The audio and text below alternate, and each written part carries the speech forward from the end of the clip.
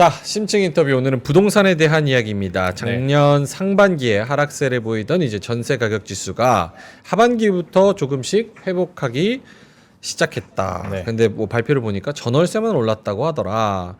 그래서 요런 이야기들 플러스해서 그리고 작년 같은 경우에는 많이 떨어질 거라고 예상을 했는데 정부 정책으로 이렇게 끌어올린 것도 많이 있었거든요. 뭐 생각해 보시면 특례보금자리론도 있었고 그 약간 논란도 되긴 했습니다만 네. 50년짜리 주담대도 있었고 올해도 이런 정책들이 계속 나온단 말이죠. 1월 10일에도 부동산 대책이 나왔고 이것 때문에 또 재건축 시장 들썩들썩하니까 과연 2024년에는 어떤 포인트를 두고 부동산 시장 좀 공략을 할 수 있을지 한번 쫙 정리를 해드리도록 할 텐데요. 네. 그래서 오늘 NH투자증권 텍센터 정보현 부동산 수석연구원과 함께 이 이야기 나눠보도록 하겠습니다. 어서 오세요. 어서 오십시오. 안녕하십니까. 네, 안녕하세요. 정보현입니다. 네.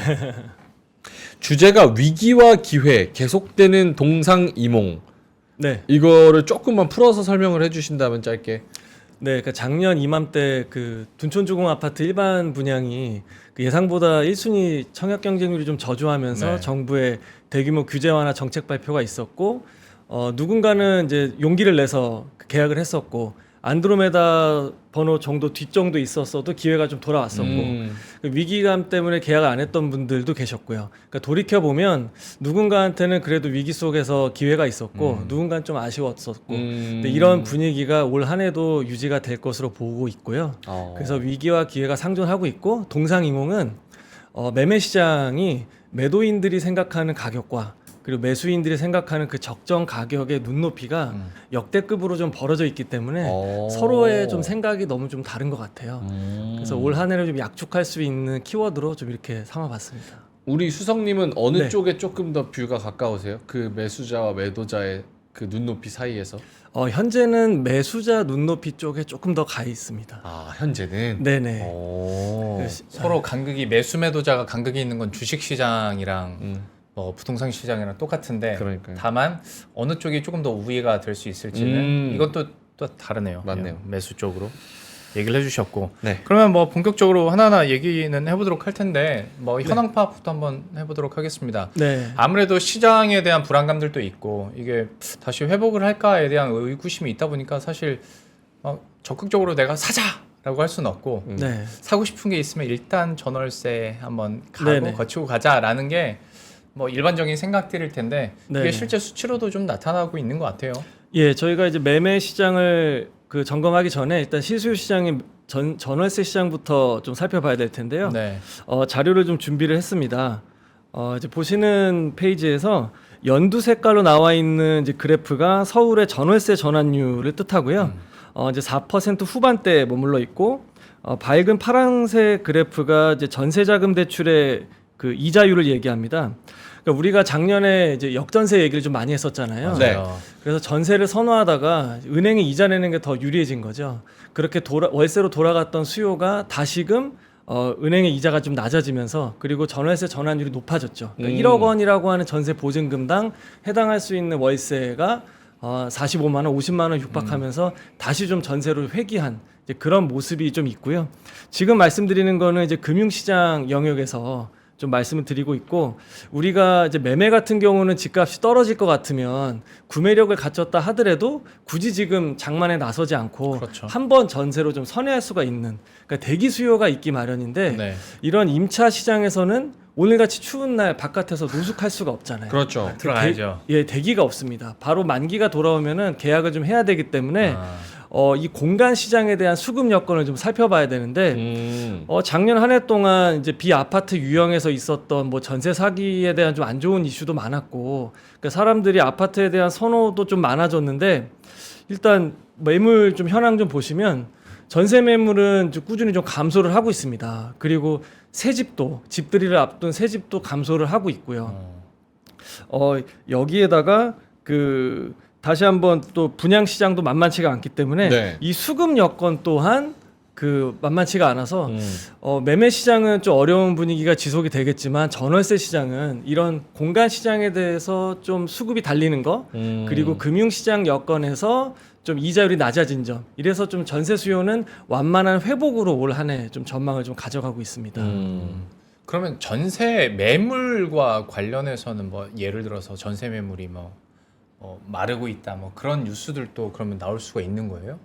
지금 분위기 자체는? 적어도 아파트 쪽에서는 전세가 좀 계속 좀 귀해질 수 있다. 뭐 이런 얘기들은 좀 시간이 지나면 좀 나올 수 있을 것 같아요. 그러면 전세 가격이 오르는 압박을 받는 거잖아요. 그렇죠. 상방에 대한 압력을 많이 받는데 여전히 전세 시장도 대출이 많이 들어가 있으니까 금리에 대한 영향을 많이 받아서 뭐 가파르게 상승한다던가 뭐 강세를 나타나던가 이 정도는 아니고요.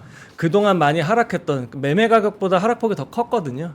그러니까 완만한 회복세를 좀 보일 것이다. 그러면서 매매 가격과 전세 가격의 이제 가격 이제 갭이라고 하잖아요. 네네. 이 갭이 좀 축소되는 시장으로 올 한 해 좀 전개될 가능성이 높다 이렇게 판단하고 있습니다. 그 갭이 이제 축소되다 보면 다시 매매 시장 보게 되거든요. 그러니까 그렇죠. 그러니까 우리가 그 집값이 이제 대세적으로 상승했던 지난 2017년도부터 보게 되면 그때는 서울 지역도 이 전세가율이 70%에 육박을 했었거든요. 맞아요. 네. 그러니까 지금 현재는 재건축 포함해서도 50% 이상 좀 차올랐으니까 저희는 한 올해 한 5에서 10% 정도 전세가율이 더 좀 상승할 것으로 좀 보고 있습니다. 그러면 우리 앵커님 말씀하신 대로 다른 변수가 작용하지 않는다라고 하면 뭐 올 한 해 또 내년 정도 공급 여건이 계속 달린다라고 하면은 집을 사기가 지금보다는 좀 우호적인 환경이 좀 나타날 가능성이 있겠죠. 네. 네. 그거는 이제 근데 좀 시간을 두고 지켜봐야 되는 부분이고. 예, 그렇죠. 완전 요거 그 최근의 현황은 매매 시장 좀 어땠습니까? 거래량이나 네네. 아니면 뭐 또 얼마에 거래되는지도 사실 중요하잖아요. 아, 그렇죠. 네. 작년 한 해 좀 생각보다 좀 가파르게 좀 회복을 하면서 피크가 이제 2021년 하반기부터 뭐 지역마다 편차는 좀 있겠습니다만 2021년 1분기까지가 전국적인 피크였는데 그 피크와 비교하면은 전국은 한 90% 수준 그리고 서울은 93% 수준까지 가격선이 왔습니다. 그러니까 모두의 우리가 이제 동상이몽이라고 말씀을 좀 드렸는데 금매가 소진되면서 급하게 팔 이유가 없어진 매도인들은 여전히 높게 가격을 내놓고 있고 매수인들은 이거 너무 비싼데 이렇게 하고 있으니까 거래가 사실 일어나기가 어려운 구조죠. 그러니까 작년 이제 추석을 기점으로 해서 기온이 확 떨어진 것 같아요. 그러면서 지금 6개월째 서울 같은 경우는 3,000선 이상 거래가 유지가 되다가 연말에는 2,000선도 빠졌고 뭐 지금은 거의 그 서프라임 모기 사태 이후 정도 수준으로 굉장히 거래가 좀 절벽 수준이 좀 되고 있죠. 그래서 시간이 좀 지날수록 매도자보다는 그 거래에 키를 쥐고 있는 구매력을 갖춘 이제 매수자 쪽으로 무게가 조금씩 이렇게 기울면서 매매 가격은 하방의 압력이 좀 더 세지는 거죠. 네. 지금 현 상황을 봤을 때 네. 작년에 수석님이 예측하셨던 것보다 상황이 좋습니까? 아니면은 그러니까 예상보다는 나쁘지 않는 잘 버티는 뭐 이런 상황이에요? 아니면 생각했던 그대로 약간 지지부진하게 흘러가고 있는 건가요? 작년 3분기까지는 예상했던 것보다는 회복 속도가 좀 빨랐고요.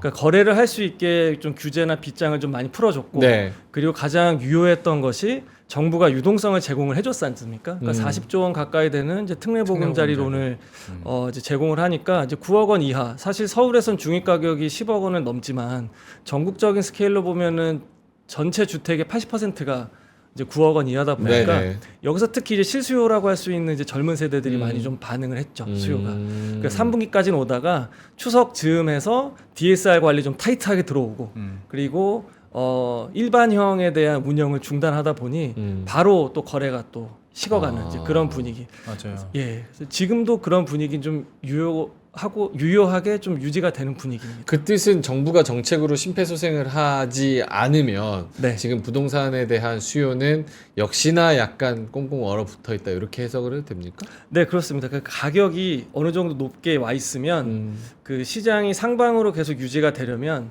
살 수 있는 수요층의 뭐 경기가 좋아져서 구매력이 높아져서 거래가 이 높은 가격에 유지가 된다던가 아니면 살 수 있는 참여자들의 구매 수준에 맞춰서 재화의 가격이 떨어져야 되는데 지금은 유동성이 끊기다 보니 전자보다는 후자 쪽의 시나리오가 좀 더 가능성이 높다라고 이제 분석을 하고 있는 거죠. 그리고 사실 보면 뭐 정책 얘기는 뒤에서 하겠지만 네. 총선 앞두고 있는 상황에서 정부도 막 가격이 팍 오르는 것도 원치 않을 테고 팍 떨어지는 것도 원치 않을 그렇죠. 테고 박스권 안에서 완만하게 가는 거를 원할 테니까 뭐 여기에 대해서도 뭐또 정책 영향에 대해서는 뒤에서 한번 얘기를 해보도록 하겠고 네.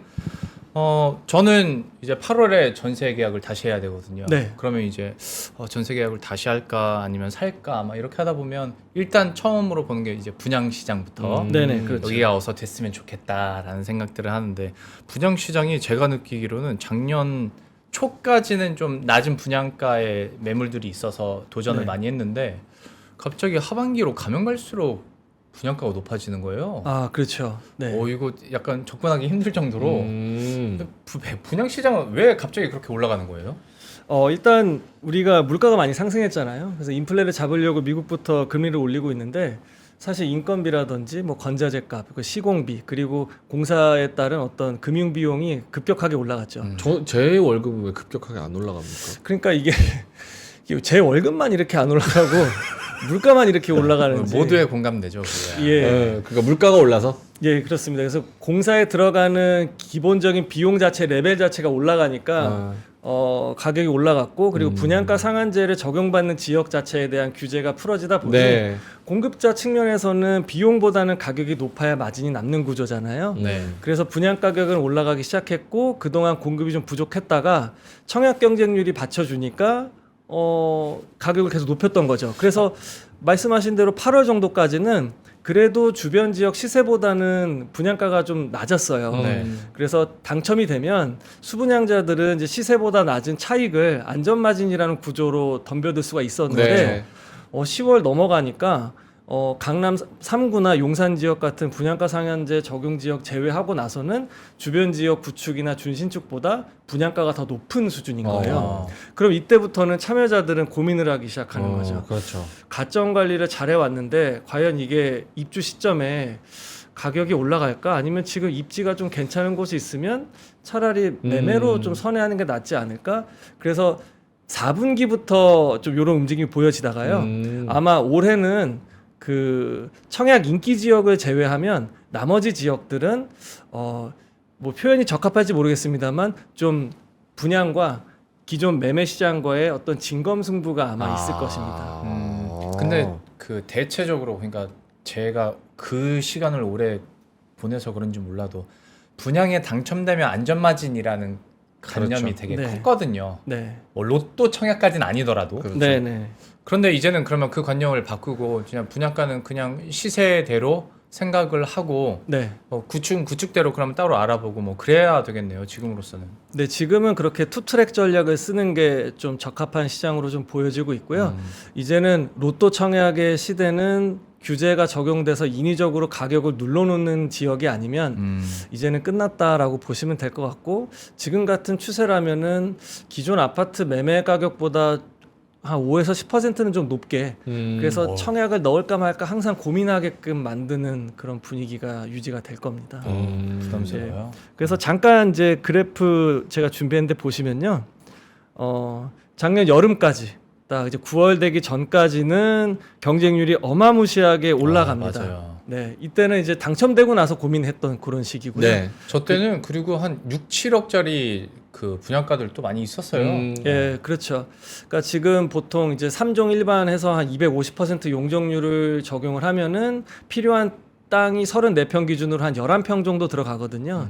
거기다가 이제 건축비가 한 3년 전만 하더라도 한 550만 원, 600만 원 선이었는데 지금은 이제 평당 건축비가 1000만 원 이하는 거의 없어요. 그러니까 웬만한 지방의 지가가 낮은 지역이 아니면 5, 6억 원짜리는 공공 분양이 아니면 사실 민간 택지에서는 좀 찾기가 어려운 그러니까 레벨 자체가 이제 올라온 거죠. 자산 가치가 상승했다라기보다는 이제 그런 시장으로 보고 있습니다. 네. 저 여기 대본에는 없는데 네. 궁금한 거 하나만 네. 여쭤봐주세요. 제가 실제로 한때 고민을 했던 거거든요. 정부 SH나 LH에서 그래서 공유형 주택들 많이 네네네. 이렇게 하잖아요. 네. 건물만 내가 사고 네. 땅 임대료를 정부한테 이렇게 주는 예, 예. 어떻게 메리트가 있다고 보십니까? 가장 큰 단점으로 부각이 됐던 게 그러니까 나중에 살고 나서 어찌 보면 자산 가치 상승에 대한 이익분을 내가 못 가져간다라는 단점이 있어서 건물은 계속 노후되면 그렇죠. 감가가 되는 감가가 거니까요. 그렇죠. 건물은 계속 감가가 되고 지가가 상승하니까 결국에 나중에 사람들이 양도세를 걱정하게 네. 마련인데 그런 게 없었다가 최근에는 수요를 좀 진작하기 위해서 토지 임대부라고 하더라도 SH나 뭐 LH에다가 매각이나 환매하는 조건이 아니라 개인 간의 거래도 가능하게끔 어. 좀 전매를 좀 완화시켜주는 물꼬를 좀 틔워줌에 따라서 입지가 괜찮은 곳이면은 뭐 3기 신도시도 그렇고 수요가 좀 많이 좀 어느 정도 올라갈 것으로 저희는 예상을 좀 하고 있습니다. 아, 네. 맞아요. 네, 규제 쪽으로 또 완화가 되면 이런 공공형에 대해서도 한번 관심 갖는 분들이 특히 마곡지구에 그런 게 많아가지고 네, 얼마 전에도 하나 있었죠. 맞아요, 예, 마곡에도 있었고 가장 화제가 됐던 게 이제 수방사 수방사 동작구 맞아요. 네. 공공 분양인데 한강뷰가 가능한 맞아요. 예, 그런 것들은 뭐 경쟁률이 엄청 높았죠. 어마했죠. 네, 그래서 높다는 건 몇 대 몇 정도예요? 수백 대 1 정도 나왔었죠. 네. 대단하다. 그러니까 이제는 공공이라고 해서 그냥 꼭 필수 재화로만 볼 게 아니라 좀 관심 가질 필요는 있을 것 같아요. 알겠습니다. 네. 정책 쪽 가기 전에 이거는 짧게 네. 금리에 대해서도 아무래도 민감하니까요. 네네. 금리에 대한 방향성 물론 이제 주식 시장에 계신 분들은 워낙 주식 그 금리의 전망이 잘 알고 계시겠지만 예. 이게 또 은행권과 부동산 시장에 어떻게 영향을 미칠까도 짧게 이건 정리해 주시죠. 예, 알겠습니다. 금리는 저희 하우스뷰로는 일단 2분기 접어드는 시점에서 좀 인하 컨센을 좀 가져가고 있고요. 그래서 올해 한 3차례에서 4차례 정도 인하를 좀 보고 있고 국고채 금리 같은 경우가 이제 주담대 영향을 많이 주다 보니까 이제 하방을 한 3.8에서 상방을 한 4.6 정도, 기준금리 수준으로 한 2점 후반대 네. 정도 보고 있으니까 아무래도 다른 정책에 대한 규제 완화와 함께 이 거시적인 이제 금리에 대한 거 그리고 대출에 대한 게 하반기 때 어떻게 흘러갈지는 좀 여기에서는 좀 긍정적으로 좀 기대는 좀 하고 있습니다. 네, 알겠습니다. 금리도 짧게 얘기를 했고 정책 얘기 아무래도 이 뉴스가 요즘에 네. 워낙 화두가 많이 나오니까요. 예. 뭐 작년에도 말했던 것처럼 뭐 50년짜리 주담대랄지 특례 보금자리론이 있었고 올해는 어떤 규제 완화와 관련된 정부 정책이 많이 있었습니다. 1월 네. 10일에도 발표가 됐고 그것 예. 때문에 리모델링 생각했던 단지들도 이제 재건축으로 돌리자라는 움직임이 막 있다고 하더라고요. 예, 그렇죠. 그런 정책들에 대한 실효 좀 어떻게 보시는지 그리고 네네. 엄청 많잖아요. 지금 발표된 게. 네, 가장 가깝게 1월 10일 날 정부 정책이 발표된 것도 한 30가지 정도 되는 맞아요. 방안을 담고 있더라고요. 네. 가장 이제 주요 내용만 좀 짚어보면 네. 일단 그 패스트 트랙을 도입하겠다 재건축 시장에 그래서 더 속도를 좀 가열차게 올리겠다라는 게 있었고 그리고 아파트에 대한 공급도 좀 하겠지만 이제 비아파트 유형에 대해서도 좀 공급을 좀 원활하게 하겠다. 그래서 수요를 좀 움직이기 위해서 2025년까지 공급되는 신축 주택에 대해서는 뭐 이제 주택 보유 숫자에서 제외시켜 주겠다. 뭐 이런 이제 방안이 좀 있었죠. 그래서 정부가 뭐 시장 상황이 좋든 안 좋든 어떤 주택 공급에 대한 시그널을 계속 일관적으로 참여자들한테 제시하는 거는 좀 긍정적으로 평가는 하고 있는데요. 아시다시피 이제 수요랑 다르게 공급 같은 경우는 그 집을 짓는데 일단 시간이 좀 걸리지 않습니까? 네. 그렇기 때문에 시장에 즉각적으로 영향을 미칠 것 같지는 않고 이제 재건축만 좀 한 말씀만 좀 드리고 싶은데 재건축을 우리가 바라보는 시각 자체에 좀 이제 변화를 좀 가져가야 될 것 같아요. 이제 그동안 상승장 때 대부분 규제가 좀 얹혀지면서 규제 상품이 됐거든요. 그래서 규제만 좀 벗어나면 사업 단계가 진행되면 프리미엄이 붙고 가격이 올라갔고 그렇죠. 못해도 중박 간다 재건축 이랬는데 지금은 이제 규제가 없어지고 하락장이다 보니까 현실적인 비용의 문제, 사업성에 대한 문제로 가는 거죠. 그래서 시간이 지나면 가격이 올라갈 줄 알았는데 공사비, 시공비, 추가 분담금이 5억씩 나오고 그러니까 사업이 중단되는 사업장도 나오다 보니까 이제는 그 중박 이런 게 아니라 될 만한 곳들과 그렇지 않은 곳들의 어떤 옥석이 가려지는 시장으로 좀 접근을 우리가 약간 철저하게 해야 될 것 같아요. 차별화, 양극화 약간 이런 느낌. 예, 그렇습니다. 그러니까 예. 제가 그게 그 내용인지 모르겠는데 유튜브 썸네일에서 집 가격이 5억인데 분담금이 6억 막 이렇게 나오더라고요. 진짜 근데 이런 재건축 관련해서는 나중에는 그렇게 될 수도 있겠네. 오히려 자기한테 부담으로 다가오는 시기가 될 수도 있겠네요. 그렇죠. 그러니까는 이제 뭐 초기 투자 자금과 어쨌든 이제 추가 분담을 합치면 결국에는 이제 주변의 매매 시세보다 더 비싼 경우가 생길 수도 있는 거죠. 아니 요즘에 제 인식으로 알던 그러니까 재건축 되면 대박, 네. 청약은 로또, 막 이 네네. 관점에서 시장이 많이 변하다 보니까 네. 우리 매수자들도 좀 적응을 해야 되지 않을까 싶기도 하고 정책 아, 얘기 그쵸. 나온 김에 그 국회 계류 중인 법안들도 꽤 많잖아요.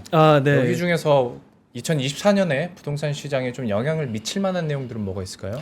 네, 일단 그 지금은 이제 투자 수요가 시장을 움직이는 분위기는 결코 아니거든요. 그러니까 이 얘기를 쉽게 풀어서 얘기하면은 집이 2주택 이상 있는 다주택자가 추가로 집을 매입하면서 참여하는 시장이 아니고 무주택자가 내 집 마련하거나 아니면 1주택자가 뭐 주거 상향 이동이나 이제 갈아타기를 하면서 시장의 가격을 만드는 이제 그런 이제 시장인데요. 네. 이 다주택자들이 시장 진입을 가장 꺼리는 가장 큰 이유, 큰 요인이 뭐 양도세 중과나 뭐 이런 것보다도 그 국토연구원의 자료를 인용하면은 취득세라 그래요. 근데 취득세를 이제 완화를 해주겠다. 지금 이제 보시는 이제 제가 그래프를 장표를 좀 준비를 했는데요. 네. 이제 계류적인 정책에서 다주택자에 대한 취득세 완화가 아직 시행이 되고 있질 않습니다. 그러니까 우리가 이제 거의 뭐 규제 지역은 이제 2주택부터 8%, 뭐 3주택은 12% 이렇게 되고 있는데 뭐 5억, 10억 이상 되는 큰 자산을 쏟아내면서 10%만 하더라도 1억이 되잖아요. 네. 그러니까 이렇게 가치 상승에 대한 기대감도 불확실한데 취득세까지 중과를 하지는 좀 어려운지 않을까. 그래서 이게 하나 있고요. 그리고 이제 둔촌주공 아파트로 또 대변될 수 있는 실거주 의무 폐지. 요것도 있죠. 그래서 그쵸. 전매 제한을 이제 완화해주겠다 했는데 입주 시점에 자금 계획이 안 된 분들은 그 전세를 맞춰놓고 받은 보증금으로 잔금을 하려고 했던 분들의 자금 계획이 꼬이기 시작하는 거죠. 그래서 이게 어떻게 될지가 좀 봐야 되는 것이고, 네. 그리고 민간 주택임대 사업자에 대한 이제 그 세제 완화 개편 요것도 좀 계류가 되고 있죠. 그래서 총선을 앞두고 이제 지역별로 이제 국지적으로 좀 활기를 띄울 만한 재료들이 좀 나오고 있긴 합니다만 전국에 걸쳐서 크게 보면 이 정도의 어떤 그 정책들이 좀 더 영향력이 있지 않을까 이렇게 좀 사료하고 있습니다. 혹시 뭐 총선 전까지 부동산 시장에 뭐 급격한 변동이 있을 만한 거리가 지금 있습니까? 우리가 대선을 지나봐서 알겠지만 뭐 GTX 뭐 A 노선은 지금 뭐 개통을 목전에 두고 있긴 합니다만 그때 E 노선, F 노선 이렇게 공약들도 나오고 했었잖아요. 네, 네. 그래서 한 번의 학습 효과가 있었고 지금 얼어붙어 있는 어떤 이제 거래 분위기나 매매 시장을 봤을 때 총선까지 남아 있는 한 2달 정도 동안 뭐 드라마틱한 변화는 좀 감지되고 있지는 않습니다. 근데 이제 제가 총선 얘기를 꺼낸 이유가 어떤 리스크적인 관점에서 네. 부동산 PF 뭐 태형건설 뉴스도 이제 너무나도 네. 잘 아실 테고 여기에 대한 걱정들이 많잖아요. 근데 그냥 우리끼리 뇌피셜로 얘기하는 거예요. 총선 전에는 안 터질 거야. 관리는 네네. 할 건데 네. 총선 이후에 뭐 하나 터진다. 막 이런 얘기들을 주위에서 예. 참 많이 해요. 네네. 그리고 뭐 기사들도 보면 야, 이미 지방 건설사들은 네. 공사 스톱한 데 되게 많아. 네네. 다 힘들어. 막 이런 내용들이 있는데 예. 실제로 현황이 어떤지가 좀 궁금해가지고요. 항상 그 이제 PF와 관련된 우발 채무 그리고 이제 금융시장에 대한 이런 리스크는 올 한 해도 계속 좀 장기간의 화두로 좀 저희가 지켜봐야 될 것으로 보고 있고요. 뭐 좀 위기 요인으로서 작용을 하겠지만 일단 우리가 생각하는 아주 극단적인 그 이제 건설사와 이제 금융권에 퍼진 어떤 이제 시스템 리스크까지 확대 전이가 될 가능성은 좀 낮다라고 좀 보고 있습니다. 일단 태형건설이 워크아웃에 좀 돌입을 했고 그리고 총선 전까지라고 하는 이제 기준점을 좀 말씀해 주셨는데 저는 이게 꼭 총선 이벤트에 좀 국한됐다고 보진 않아요.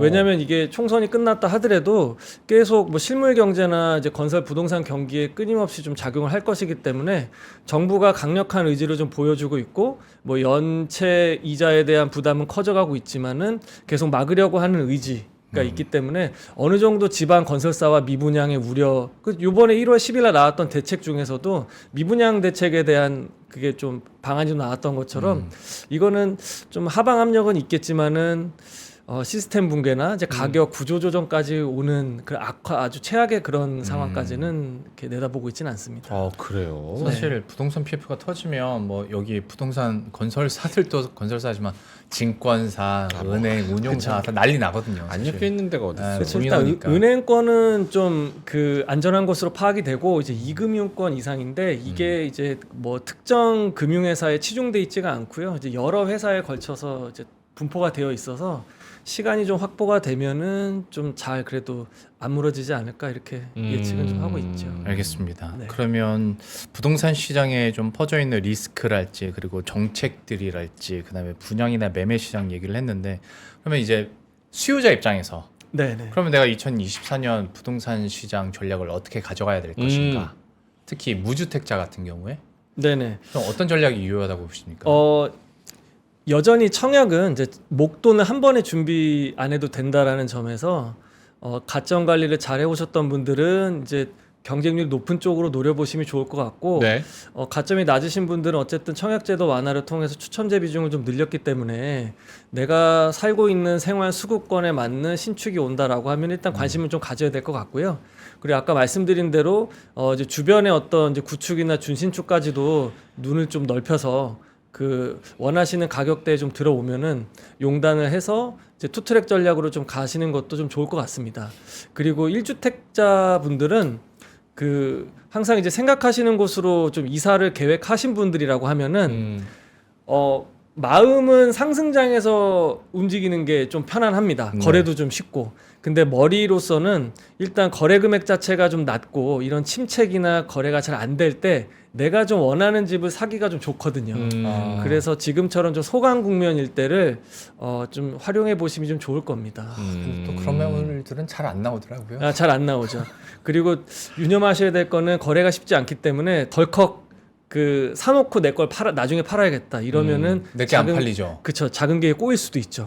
그 의도치 않게 이제 급금매가 나올 수가 있으니까 일단 예의주시를 하다가 내 거부터 먼저 계약금이 들어오거나 맞아요. 하면은 관심 있게 봤던 곳을 이제 매매 계약을 하시는 걸로 가야겠죠. 살려고 하는 아파트가 오르는 것 같아서 빨리 계약을 하려고 네, 먼저 덜컥 계약을 했다가 네, 내 거 안 팔리면 금매로 내놔야 되는 상황이 돼버리잖아요. 그렇죠. 네. 그러니까 지금은 거래량이 워낙에 극심하기 때문에 그렇게 조급함을 가질 필요가 전혀 없어 보입니다. 네. 그러면 일단 투트랙으로 가자는 건 알겠어요. 근데 네. 이거는 시장이 그러니까 주택 가격이 오른다는 전제하에 내가 투트랙으로 사겠다는 거잖아요. 네. 지금 살 때가 맞는 겁니까? 그러면? 내 집 마련 수요는 구매력이 좀 준비됐다. 그리고 대출에 대한 이자 부담이 크지 않다라고 하면은 저는 뭐 일부 들어가셔도 될 것 같지만 타이밍은 뭐 하반기로 갈수록 좀 더 우호적인 환경이 있을 것 그래요? 같아요. 매수자에게? 네네 그렇습니다. 어쨌든 그 매매 전세 그 갭이 축소되고 전세가율이 좀 차오르는 시장이 그때 좀 더 지금보단 좀 나을 겁니다. 그 논리가 맞아요. 그러니까 전셋값이 먼저 쭉 오르는 타이밍이 딱 오면서 전셋값이 오르고 그 다음에 매매가가 팍 튀는 그 패턴이 맞습니까? 일부 맞습니다. 그러니까는 어쨌든 매매 가격이라고 하는 거는 실제 공간을 사용하는 데 들어가는 그 비용, 그 공간 시장에 대한 비용에다가 자산 가격 변동성이라고 하는 그 위험 프리미엄이 얹어져 가지고 매매가가 형성이 돼서 전세가가 일단 부풀어 오르면은 그 밑에서 매매 가격을 이렇게 맞아요. 밀어 올리는 역할을 하거든요. 그래서 그 변곡점이라고 할 수 있는 그 포인트가 저는 한 60% 이상이라고 생각을 좀 하는 겁니다. 그러니까 지금은 아직 절반 정도 수준이기 때문에 예, 그리고 시장을 끌어나갔던 게 규제 완화가 되면서 재건축 시장이 좀 시세를 리딩했었거든요. 근데 재건축 시장도 뭐 강남의 일부 지역 제외하고서는 지금 또 요원한 상태이기 때문에 급해 보이진 않는 거죠. 아무래도 그 매매가랑 전세가 갭이 붙으면 네. 그때 사라고들 많이 하더라고요. 네. 근데 좀 전세가율이 높아지면서 하반기에 조금 더 우호적일 수 있다. 그럼 그런 앞으로 네. 그러니까 이거 부동산을 다 하나 퉁쳐서 얘기하기가 매우 어렵다고 생각을 하는 게 예. 저희 3프로에서는 뭐 맛동산 막 뭐 했었잖아요. 네. 그러니까 이게 지방마다 다 다르고 지역별 편차가 지역별마다 너무 다르고 예. 서울 안에서도 다 다르고 다 다르죠. 그 안에서도 빌라랑 오피스텔이랑 아파트랑 또 거기서 움직임이 많이 다르고 네. 예, 그렇죠. 그렇다 보니까 하나 콕 집어서 부동산 전체가 이럴 것이다라고 얘기하는 거는 매우 좀 어폐가 있지 않을까 이런 생각이 들거든요. 사실 오늘 나온 내용에 근데 대부분의 배경은 수도권이지 않을까 싶어요. 사실.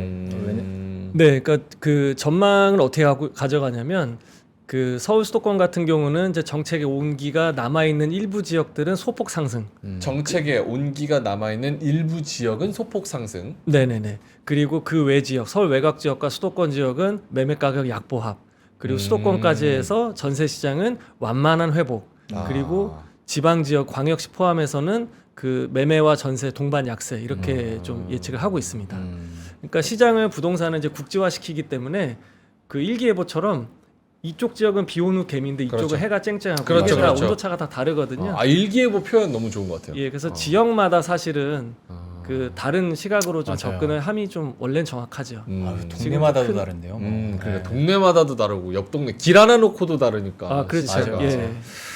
알겠습니다. 그래서 부동산 PF 뭐 사실 여기 주식하는 분들이 더 사실 많으니까 부동산 PF 같은 경우는 지금 막 언론에서 막 그리고 우리가 막 걱정하는 것처럼 그렇게 네. 걱정하지는 않고 계신다. 그 정도 수준은 아닌 것 같다라는 게 결론이신 거죠. 네, 물론 이제 우리가 지금 이제 보고 계시고 듣고 계시는 분들이 궁금해하는 가격 전망과 또 다른 영역이긴 한데요. 네. 그러니까 크레딧 시장에서도 이제 크게 붕괴 리스크까지는 시스템 리스크까지는 보고 있지 않으니까 거기 이미 투자도 베팅을 좀 하고 있어서 네, 물론 이제 보는 분들마다의 시각은 좀 차이는 있겠지만 알겠습니다. 부동산 쪽에서 NH가 워낙 잘하잖아요. 부동산 NH 최고죠. 파크원, 소시암. 최고 네. 최고입니다.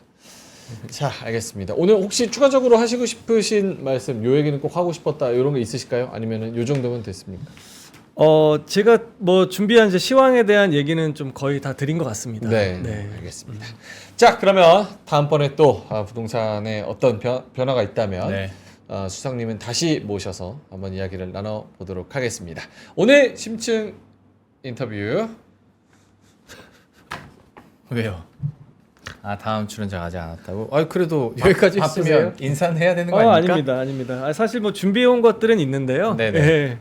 뭐 좀 이어서 네. 말씀을 좀 드리고 싶은 게 조금만 더 진짜 핵심만 왜냐면 핵심만. 뒤에 금방 오실 거예요. 예, 핵심만. 그러니까 아까 이제 제가 재건축 시장을 우리가 이제 중박 쪽박 시장의 패러다임에서 좀 벗어나야 된다라고 말씀드렸잖아요. 네. 그러니까 몸테크를 강하게 추천하는 스타일은 저는 결코 아니긴 합니다. 그러니까 어. 인생이 한 번뿐이고 좀 짧잖아요.